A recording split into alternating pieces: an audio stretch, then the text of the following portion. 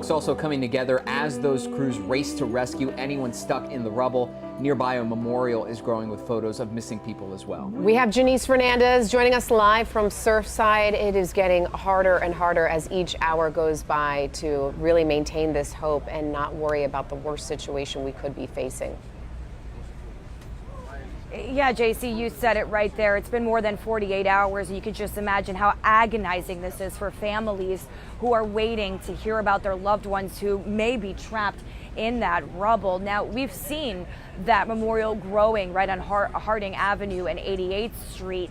We can't access it right now, and that's because that street has been taken over by FEMA and other rescue equipment that is so important as rescue crews remain here on scene. They are still going through that rubble in that very delicate process, and in the meantime, families are waiting, hoping to get some sort of news this morning as they hold on to hope.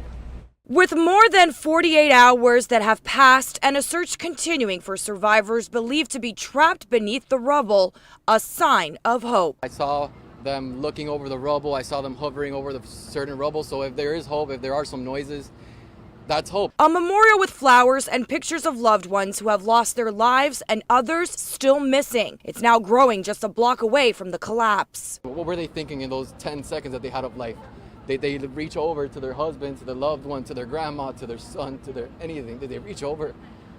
Did they say, I love you? Did they say this is it? Urban search and rescue crews with Miami-Dade Fire persisted in their efforts as they work around the clock, meticulously sifting through the debris by hand and tunneling their way through the destruction. They could be your mom, they could be your sister, they could be anybody that you love. Leo Soto still searching for his friends, Nikki Langsfield and Luis Sadovnik, a young couple with their entire lives ahead of them. They were going to have kids, they were going to grow up together, their kids were going to have kids, and all that came to an end on seconds.